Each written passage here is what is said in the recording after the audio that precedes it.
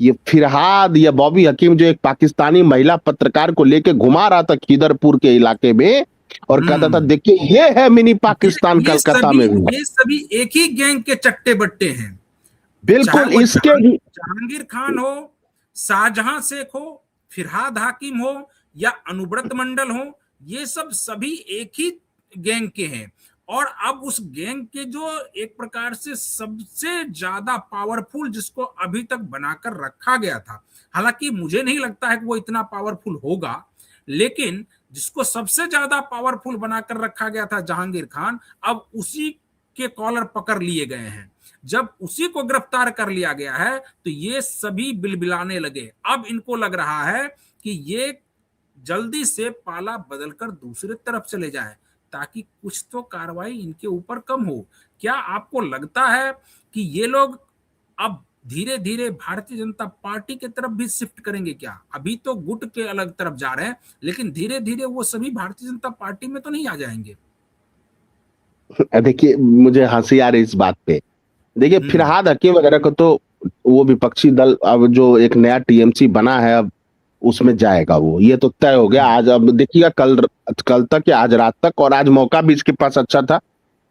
ममता बनर्जी दिल्ली में थी, अभिषेक बनर्जी दिल्ली में था, और अभिषेक बनर्जी की भी अब गिरफ्तारी होगी कुछ दिनों में। उसको जो कोर्ट से प्रोटेक्शन मिला था वो भी हट चुका है, तो वो भी लौटेगा। तो इसको लगा कि अब सारी स्थिति बिगड़ गई, अब कोई बचा सकता है तो वो विपक्षी गुट बचा सकता है जो टीएमसी का बगावती गुट है, और उसमें वो अपना रास्ता बना रहा है। लेकिन मैं तो यही अपील करूंगा मुख्यमंत्री शुभेंदु अधिकारी से कि ऐसे लोग जो ये कहें कि कोलकाता में भी पाकिस्तान है, उनकी जगह विधानसभा में नहीं है, उनकी जगह जेल है, अंडा सेल है।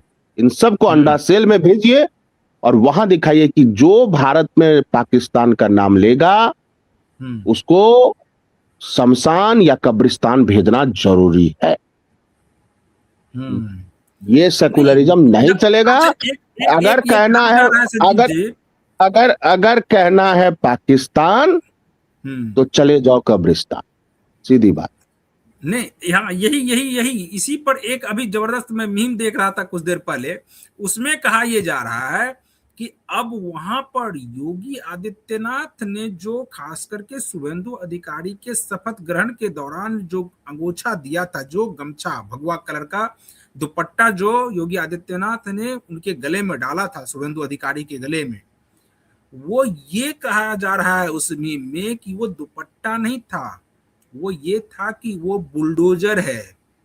आप बुलडोजर की कार्रवाई कीजिए, ना सिर्फ बुलडोजर की बल्कि जिस प्रकार से यूपी में माफिया को ले जाने के दौरान पुलिस की गाड़ी पलट जाती थी, उसी प्रकार से गाड़ी पलटाने की जरूरत है। क्या लगता है कि ये सब भी अब बंगाल में देखने को मिलेगा? देखिए मेरा ये मानना है कि पहले इनके राज आप निकालिए। बिल्कुल।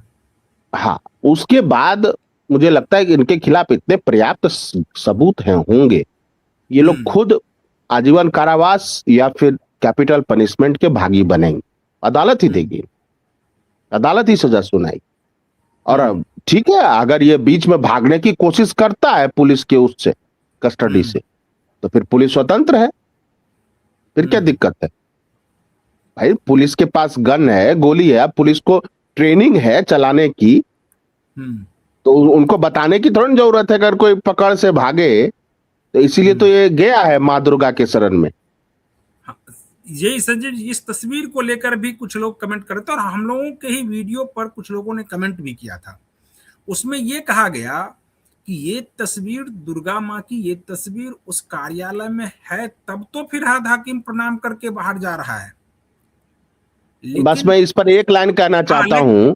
हाँ, लेकिन मेरा सवाल पहले सुन लीजिए, मेरा सवाल सुन लीजिए कि ये तस्वीर तो जरूर उस कार्यालय में, लेकिन क्या वो रोज इसी प्रकार से प्रणाम करके वीडियो सर्कुलेट करवाते थे क्या?